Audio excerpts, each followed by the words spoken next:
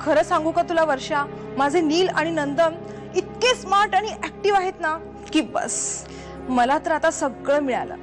मी निरंजनला नेहमी म्हणते, आता अशी हिऱ्यासारखी 2 मुलं दिली आहेत ना, तिथे फिगर मेंटेन करायचं मला सांगू नको.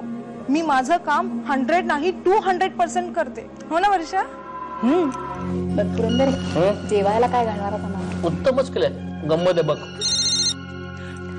हॅलो नीता, तुझा आवाज असा काय येतोय ग?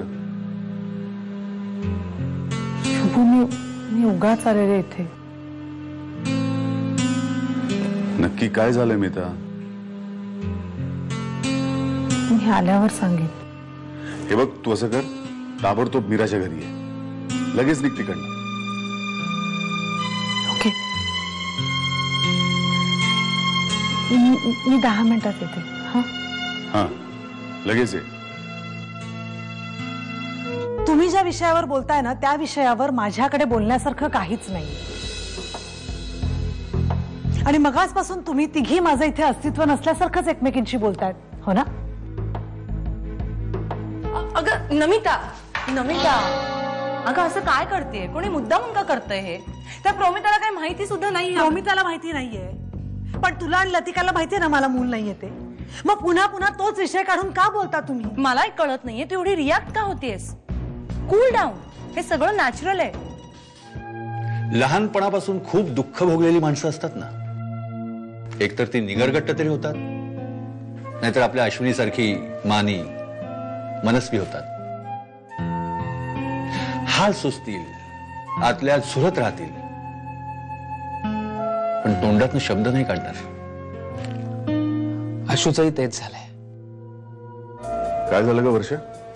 नाही म्हणजे तसं काही सिरियस नाही, पण काय झालं की किटी पार्टीमध्ये आम्ही सगळ्या जुन्या मैत्रिणी भेटलो होतो आणि प्रत्येक जण आपापल्या मुलाबद्दल कौतुक करत होते. तर नमिताला असं वाटलं की आम्ही सगळे तिला टॉन्ट करतोय आणि यू नो ना हर कॉम्प्लेक्स. हा, आय नो. ठीक आहे वर्षा, फोन ठेवतो मी. बाय. नीताचा झगडा चाललाय स्वतःशीच.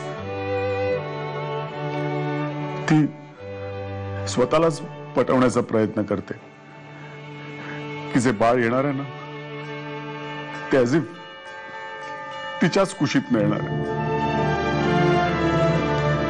आणि म्हणून हे सगळं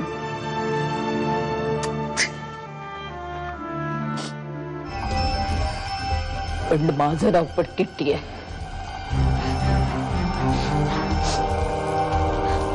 माझ्यापासून सगळं लपून ठेवलंस ना?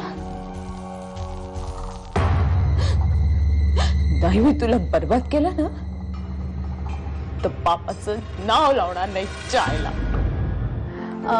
9833415359. हो, अरे असू दे, उशीर झाला असला तरी आत्ता बघ करून तिच्याकडे फोन आणि मला कळव काय ते. हा ठीक आहे. काय झालं? अजून नमिता घरी पोचली नाही? अरे नाही ना, आणि ती कुठे हे सुद्धा कोणाला माहिती नाहीये. खोटाटी आहेस का एक नंबरची? हे सगळं प्री प्लांट होतं. सुरा खुपसलास माझ्या पाठीत आणि वर माझ्याच घरात राहतीयस नीच हलकट. ही नाटकं ना त्या नमिता प्रधान समोर करायची, आणि तिच्या समोर तरी कशाला करतेस तू नाटकं? करून झाली आहेत ना ऑलरेडी. घे भरली आहेस ना तिला बाटली. ऐकणार नाही ना तू अशी? Get lost, get lost. चालते हो माझ्या घरात ना.